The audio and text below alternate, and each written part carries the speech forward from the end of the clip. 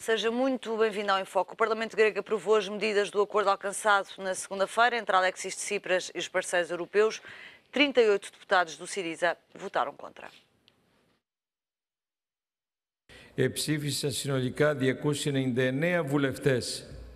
Επί της αρχής του σχεδίου νόμου ναι, εψήφισαν 229 βουλευτές. Όχι εψήφισαν 64 βουλευτές. Παρών εψήφισαν 6 βουλευτές. Συνεπώς, το νομοσχέδιο είναι δεκτό επί της αρχής κατά πλειοψηφία. O acordo negociado entre o governo de Alexis Tsipras e os parceiros do euro foi aprovado no Parlamento grego com os votos favoráveis dos partidos da oposição. 38 deputados do ΣΥΡΙΖΑ votaram contra, entre eles o ex-ministro das Finanças Yanis Varoufakis e os ministros da Energia e do Trabalho. A votação aconteceu perto da meia-noite, depois de uma longa discussão. Εγώ να παραδεχτώ ότι τα διαρθρωτικά μέτρα τα οποία φέρνουμε εμείς είναι σκληρά. Και εγώ δεν συμφωνώ, δεν πιστεύω ότι θα ευνοήσουν την ελληνική οικονομία. Και το λέω ανοιχτά, αλλά λέω ότι είμαι υποχρεωμένος να τα εφαρμόσω. Αυτή είναι η διαφορά μας ίσως. Πρέπει να σας πω ότι τη Δευτέρα το πρωί της 9.30 ώρα ήταν η πιο δύσκολη μέρα της ζωής μου. Ήταν μια απόφαση που θα με βαραίνει όλη τη ζωή μου. Δεν ξέρω αν κάναμε το σωστό. Ξέρω όμως ότι κάναμε κάτι που αισθανόμαστε ότι δεν είχαμε καμιά επιλογή. O parceiro da coligação do Executivo apoiou Alexis Tsipras. Εάν σήμερα αυτή η κυβέρνηση πέσει, δεν θα υπάρχει ελπίδα ούτε για την Ελλάδα, ούτε για την Ευρώπη. Είναι ξεκάθαρο, είναι απόλυτα ξεκάθαρο, ότι οι κύκλοι της νέας τάξης πραγμάτων, οι κύκλοι της Γερμανίας, με επικεφαλής τον κύριο Σόιμπλε, θέλουν η Ελλάδα να αποτελέσει το παράδειγμα της επικυριαρχίας της Γερμανίας, των τραπεζιτών και της νέας τάξης πραγμάτων. Os votos do Partido da Nova Democracia, liderado até depois do referendo por Antónis Samaras, foram determinantes para fazer passar as medidas que incluem mexidas no IVA e nas pensões. Αυτή τη στιγμή αναλαμβάνουν ένα βάρος που δεν τους αναλογεί. Θα υπερψηφίσουν μέτρα από εθνική συνείδηση, από ευρωπαϊκή συνείδηση, όχι από κομματική πειθαρχία. Διότι ξέρουμε ότι αυτό είναι το καθήκον μας και θα βρεθούν κάποιοι συνάδελφοι βουλευτές στις εκλογικές περιφέρειες να υπάρχει κάποιος συνάδελφος του ΣΥΡΙΖΑ ο οποίος θα λέει ότι εγώ δεν τα ψήφισα τα μέτρα αυτά. Διότι αυτό είναι βολικό πολιτικά να το λέμε. Εμείς δεν θα το κάνουμε αυτό ως Νέα Δημοκρατία. Και θα σταθούμε στο ύψος των περιστάσεων. Και θα ψηφίσουμε και σήμερα, συντεταγμένα. Alexis Tsipras tem agora o caminho aberto para iniciar as negociações para um terceiro resgate, que pode chegar aos 86 mil milhões de euros. Rui Moreira de Carvalho, António Rodrigues e Sónia Fritosinhos são os convidados deste Em Foco. Muito boa tarde a todos. Sónia Fritosinhos, começava por si. Amanhã é um dia igualmente importante, ou tão importante como foi o dia de ontem da aprovação no Parlamento grego, é que amanhã vamos ver o Bundestag pronunciar-se sobre este acordo. Depois das declarações de Schäuble, hoje dizendo que a melhor solução seria uma saída temporária da Grécia, não são as condições ideais para se levar isto ao Parlamento. Bom, eu julgo que um dos factos positivos dos desenvolvimentos nos últimos dias, no fim de semana até hoje, é que a tese do Sr. Schäuble foi claramente rejeitada pela Europa e eu julgo que este acordo, o acordo que foi alcançado, tem esse grande significado muito positivo, na minha perspectiva, e julgo que na perspectiva de qualquer europeísta, que é o de a posição inicial de saída temporária ou não temporária da Grécia e do euro ter sido claramente rejeitado. E, portanto, eu julgo e espero que também no Parlamento alemão o Sr. Schäuble possa entender que a posição que defende é uma posição claramente minoritária, que coloca não apenas em risco a Europa e o projeto europeu, mas que é uma posição claramente rejeitada. De resto, os gregos, relativamente à aprovação ou não deste novo acordo, numa sondagem que foi feita, também foram muito claros. Apesar de se dividirem na consideração de que o acordo era bom ou o acordo era mau, eram unânimes, praticamente, ou era muito expressiva a votação na perspectiva de que defender a não saída da Grécia do euro e o acordo ser esse o instrumento neste momento para que esse objetivo seja alcançado, ser aquilo que se devesse fazer.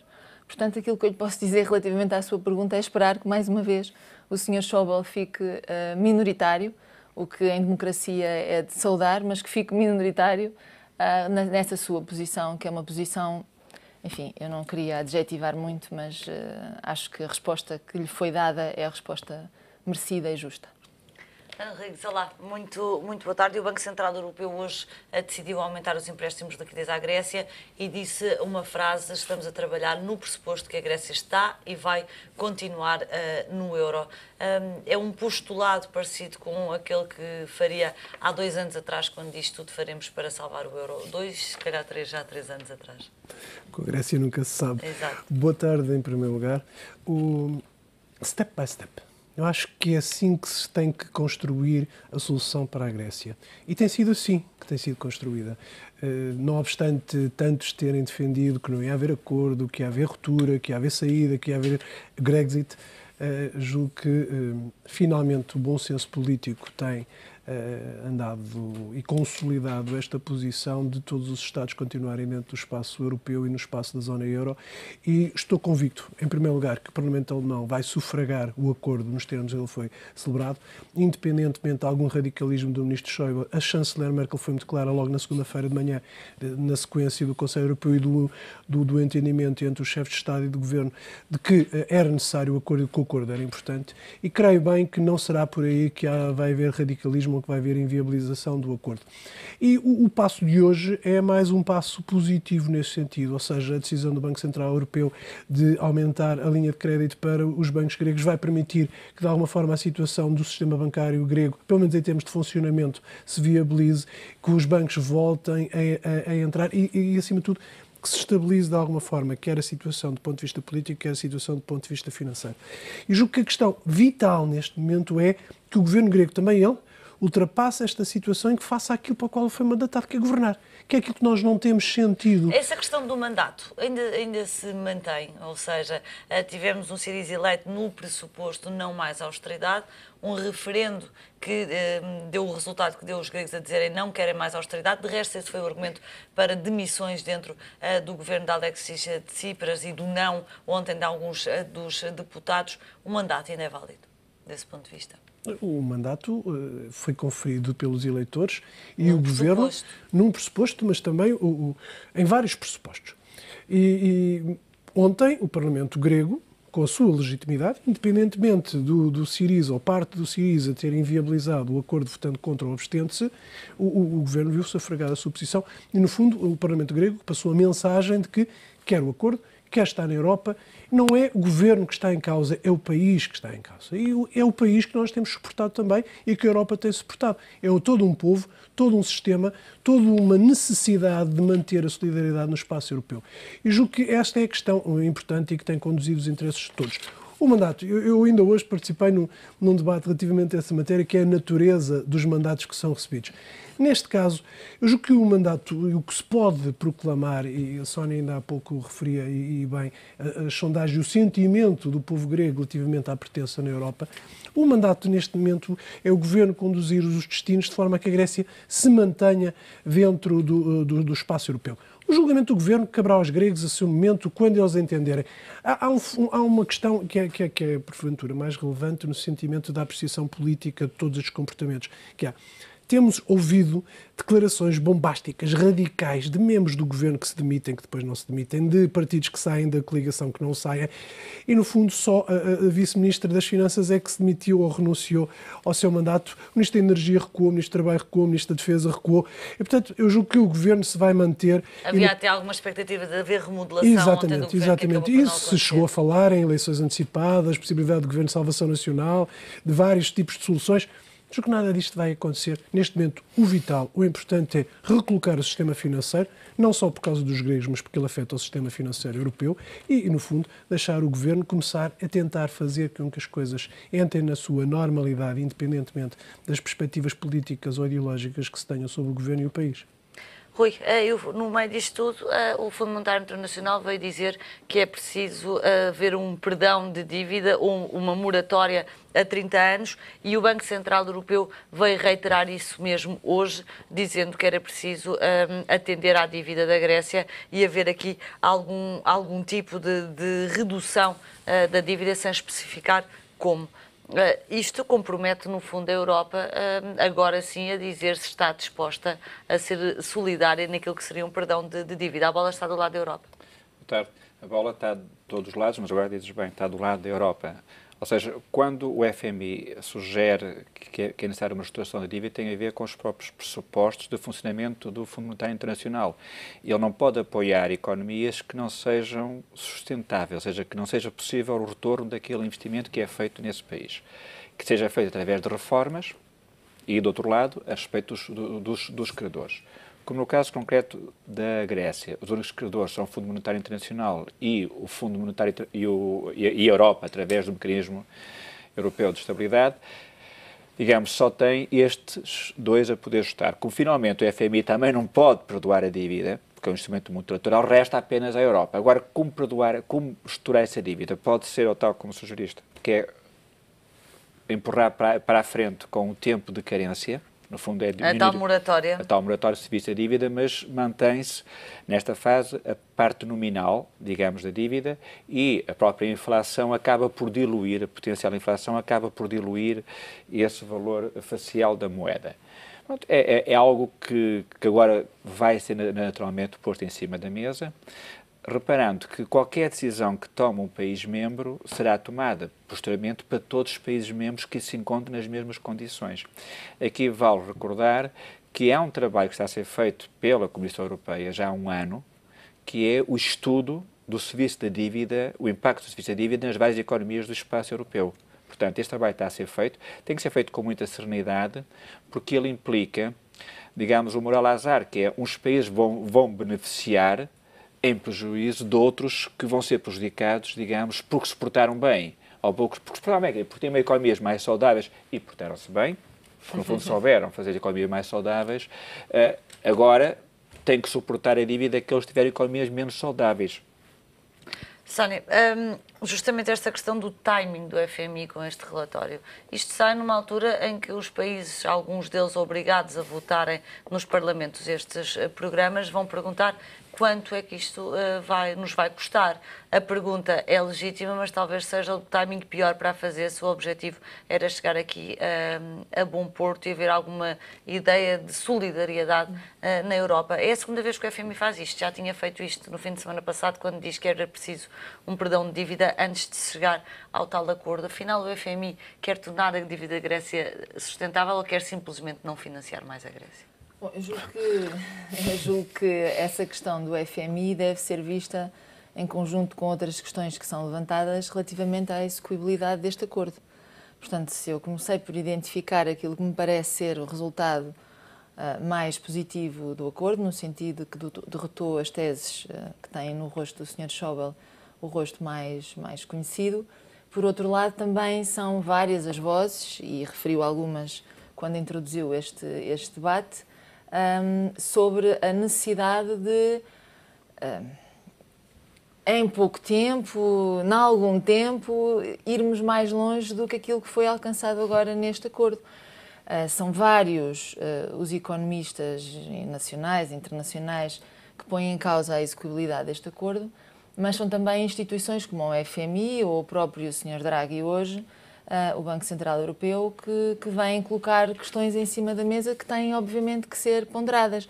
Já estavam em cima da mesa, não foi possível serem vistas de outra forma na assinatura do acordo ou na chegada até ao acordo, mas que vão ter que ser a prazo vistas, porque, de facto, a situação da economia grega é de tal forma pesada no PIB, no desemprego, no investimento, que por si só, e seguramente não com este acordo, vai ser difícil ultrapassar essa situação. Portanto, é uma questão de tempo a União Europeia ter que pensar o que é que se pode fazer para além de aliviar o impacto da dívida na economia, e esse é um ponto importantíssimo. Pôr a economia a crescer. Criar instrumentos que apoiem uma economia que está na situação em que está a economia grega a crescer e, portanto, eu julgo que este vai ser um fator inevitável. Aliás, eu recordava, ainda há pouco, hoje, estava a discutir isto com outras pessoas, e alguém recordava, quer dizer, a seguir à Segunda Guerra Mundial, no estado em que estavam economias como a alemã, por exemplo, foi necessário não apenas aliviar o peso da dívida, mas criar instrumentos, como o Plano Marshall, que de facto permitissem às economias crescer. Sónia, Wolfgang Munchau, na terça-feira, e reagindo ao acordo, ele é o editor do Financial Times, só para situar quem nos está a ouvir, classificou este acordo de humilhante. Qual é a posição do Partido Socialista em relação a isso? Bom, a posição do Partido Socialista não a posso dar, não a perguntei. A sua. Mas vou-lhe dar a minha. E eu sugeria a todos os portugueses que nos estão a ouvir, portugueses ou pessoas que nos estejam a ouvir, que lessem o texto que saiu da declaração da Cimeira do Euro. Eu, francamente, eu fiquei chocada com a linguagem. Independentemente de considerar o que disse, está-me a perguntar sobre o teor do texto. Independentemente das medidas, não falando já das medidas, acho que o texto, tal como ele está escrito, merecia que fosse lido por todos os europeus para percebermos o que é que sentimos quando lemos este texto. Sobre as medidas, eu acho que há várias vozes que consideram difícil executar estas medidas. Eu gostaria de salientar neste nosso debate a necessidade de, a breve trecho, a Europa ter que discutir como é que se pode criar instrumentos de dinamização de uma economia como a economia grega. E mais uma vez gostava apenas, só para terminar, de dizer que não pensemos que os governos gregos não é só este, é os outros que já enfrentaram esta situação, não tomaram medidas e não fizeram reformas porque fizeram. E, portanto, não é disso que estamos aqui a falar. É o que é que se faz daqui para a frente e o que é que se faz de maneira a, de facto, permitir à economia grega e aos gregos saírem da situação em que estão e permitirem que a Europa encontre uma outra situação no conjunto, porque, como é evidente, não estamos apenas a falar da situação grega, estamos a falar da situação grega no conjunto de um projeto que é o projeto europeu. António, justamente falando de projeto europeu, evitou-se, pelo menos para já, a saída da Grécia do euro? Digo para já porque muitos observadores dizem que isso não está absolutamente garantido com este acordo, mas não saímos disto com uma Europa mais unida, muito pelo contrário, evitou-se o Brexit, mas não as divisões. Esse também é um desafio daqui para a frente, ou não? Temos que aprender com esta experiência. Foi uma experiência, está a ser uma experiência dolorosa, está a ser uma experiência que não induz nada de bom em termos futuros se não houver qualquer tipo de mecanismo mais funcional para a resolução de crises no espaço europeu, quer do ponto de vista financeiro, quer do ponto de vista político. Porque, repare, a crise nunca se conseguiu ultrapassar no âmbito financeiro. Mesmo as sucessivas reuniões da zona euro nunca resolveram claramente a situação. Foi sempre necessário a intervenção política, nomeadamente no domingo passado foi a última pedra de toque, quando o Conselho Europeu reuniu 17 horas consecutivas para conseguir encontrar ali uma solução. E quando as questões são técnicas, como esta de alguma forma surgiu, deveria haver este mecanismo logo expedito de poder resolver a situação. No fundo, nós o que andámos a fazer foi o Banco Central Europeu a tirar boias para cima da Grécia e dos bancos gregos para tentar salvar a situação, enquanto que os ministros das Finanças da zona euro tentavam encontrar soluções entre si, o que se mostrou sempre extraordinariamente difícil, por uma razão muito simples, até porque todos os ministros das Finanças, independentemente de terem mandato dos seus governos, acabam, nesta matéria, por ter que reportar aos seus parlamentos. Principalmente ao Parlamento Alemão, ao Parlamento Finlandês, vimos isso, as sensibilidades distintas de alguns Estados, como foi o caso dos Estados bálticos, que também tiveram aqui uma posição também de alguma dureza relativamente a isto, e agora, esta semana, o Governo Espanhol também decidiu submeter ao Parlamento essa mesma decisão. Como é que olhou para essa decisão? O Parlamento Espanhol, o Rajoy não precisava de levar ao Parlamento. Não precisava de levar, mas quis uma corresponsabilização de todos os atores políticos Está em Espanha relativamente então, a isto. como é que isto vai ser encarado pelo eleitorado, que tem dado aqui alguma expressão a partidos mais radicais? Eu achei curiosa a modificação da posição do Podemos, por exemplo. O Podemos modificou a sua posição, sufragando a própria posição do governo, nem pondo sequer em questão a questão da dívida, muito menos a própria dívida espanhola, recuando relativamente às suas posições mais radicais que tinha assumido aqui. Julgo que tudo isto tem a ver também com o facto dos próprios partidos não haver uma maioria clara relativamente ao se estar a favor ou contra o acordo em Espanha. Enquanto que em Portugal, independentemente das considerações que se façam relativamente aos termos do acordo e das considerações que aqui foram feitas, na generalidade dos partidos, tirando aqueles que são da esquerda mais radical, estiveram de acordo com a solução. Portanto, julgo que esta questão, do ponto de vista político, não se colocou. Independentemente dos comportamentos ou posturas de governo, houve aqui e há aqui uma bissetriz de aceitação desta solução. Em Espanha, porventura, não. E por isso o Primeiro-Ministro, o Presidente do Conselho, Rajoy, decidiu levar isto ao Parlamento para clarificar politicamente a solução. São as soluções espanholas. Agora, do ponto de vista global da Europa, a Europa tem um problema de capacidade de decisão. Eu ando há anos a dizer isto. Não é só o facto de os chefes de Estado e de Governo se reunirem ou os membros da Zona Euro se poderem reunir, é a eficácia das decisões e a tomada em tempo útil das decisões. E este é o mecanismo e o desafio que a Europa tem que ter em termos de reforma para o futuro. É ter a capacidade de rapidamente conseguir encontrar plataformas de entendimento entre os vários protagonistas. É verdade que de algum modo a situação se tornou mais difícil, porque hoje temos uma legitimidade acrescida do Conselho Europeu depois do Tratado de Lisboa, com a criação do Presidente do Conselho Europeu e, portanto, uma figura que ombreia de algum modo com o Presidente da Comissão. E, portanto, do ponto de vista conceptual, tornou-se mais difícil dar decisões e legitimidade às decisões. E no quadro do próprio Conselho Europeu também é difícil, porque os chefes de Estado e de Governo depois têm que reportar aos seus parlamentos. E, portanto, isto torna-se muito difícil. Isto vai exigir uma reforma da forma de tomada de decisão, do processo de tomada de decisão em termos europeus.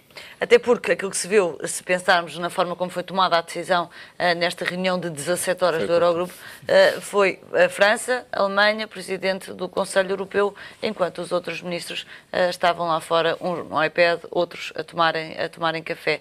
Foi isto que ficou da Europa, em termos pragmáticos. Quem decide é a França e a Alemanha. Mas, em rigor, as regras são essas em todo o mundo. Digamos, temos um G7, temos um G10, um G20... Mas na Europa não é assumido, a menos que comecemos a contabilizar o PIB, não é assumido que seja a França e a Alemanha... Estamos no tal limite quanto António coloca, ou seja, o tempo vai obrigar a que hajam decisões. Para ser mais céleres, têm que deixar de ser colegiais. Colegiais em termos de discussão caso a caso. Portanto, ou seja, vai-se dar um poder de se permitir uma certa tomada de decisões até determinados níveis, não é? Como vão ser criados. Este foi um exemplo disso, porque havia urgência e a decisão foi tomada. E sempre não foi por falta de decisões de uma Europa que os países tiveram os problemas que tiveram. Portanto, o problema da dívida não tem implicações na economia. A taxa implícita de dívida grega é 2,3%, é menor que a portuguesa, que é 5,5%, que a espanhola, a italiana e que a própria francesa. É um problema que é da credibilidade e da confiança. Quantos meses vai demorar a restituir o problema do sistema financeiro? Quantas pessoas gregas vão depositar nos seus bancos os seus depósitos? Em quanto tempo vai demorar isso? Então, sem haver depósitos, como é que o sistema financeiro vai funcionar? Mas os custos de financiamento também aceleraram na Europa, ou na Grécia, em países como Portugal e na Irlanda. Não, a determinada altura, no pico da crise, também Portugal ficou sem acesso aos mercados. E não foi apenas por uma questão dos incumprimentos dos países, foi também das dúvidas que o mercado colocava sobre a capacidade da Europa tomar conta dos seus. Essas dúvidas foram consequentes por quem emprestou, fez um write-off de quase 200 milhões. Ou seja, quem tinha dívidas privadas ao sistema financeiro grego, perdeu. Porque houve um perdão da dívida. Portanto, ou seja, eu não estou disponível, qualquer um de nós pode comprar a dívida grega. Ela está no mercado secundário à venda. Qualquer de nós pode ir lá. Agora, quem de nós é que a compra? Ou seja, a maior reforma grega é feita pelos gregos, que é a credibilidade no sistema deles mesmos acreditarem que o sistema financeiro vai voltar a funcionar. Porque partem do pressuposto que metem um cartãozinho numa máquina e a máquina sai dinheiro. A máquina vai parar de sair dinheiro se não houver depósitos. E o depósito ou é dos gregos ou é dos contribuintes europeus. Portanto, essa é a maior reforma que eles podem ter. Desculpa, mas no fundo, o Rui está a dizer, vamos mais longe. aquilo que se assistiu, a necessidade de importação de bens, a necessidade de fazer pagamentos, a necessidade da economia funcionar, ficou colapsada com esta suspensão. Ainda quero ouvir a Sónia no último minuto que temos. Sónia, mas se a Europa tivesse tratado esta questão do ponto de vista apenas financeiro, provavelmente o acordo não teria sido alcançado. Bom, eu julgo francamente que não estamos aqui nem perante questões técnicas, nem julgo, e aí discordo dos meus colegas, nem julgo que a questão da dificuldade da decisão seja uma questão de serem muitos membros e de precisarmos aqui de um novo mecanismo. Eventualmente precisamos, mas eu julgo que não é nessa questão que está a dificuldade da Europa se entender neste momento. A dificuldade da Europa se entender neste momento está no facto de haver uma vontade política, de uma orientação política da maioria dos governos na União Europeia de entenderem hoje, como entendiam no passado, sobretudo na altura da crise provocada pelas dívidas, da crise das dívidas soberanas, de que a austeridade, tal como ela tem sido defendida pela União Europeia, é o caminho, a resposta para os países que têm mais dificuldades em enfrentarem os seus problemas. E a verdade é que a austeridade, tal como ela tem sido aplicada em doses diferentes na Grécia, em Portugal, como nos outros países, provou ser uma resposta que não resolveu os problemas. E, portanto, a questão é política e é no âmbito político que ela terá que ser resolvida. Não é nem técnica, nem de dificuldade de instrumentos de funcionamento de uma União Europeia alargada. E, portanto, eu julgo que essa é, de facto, o principal problema e é esse problema que vai ter que um dia, espero eu, ser resolvida bem da União Europeia e do projeto europeu. Mas, senhores, muito obrigada pelo comentário no Em Foco, que hoje termina por aqui.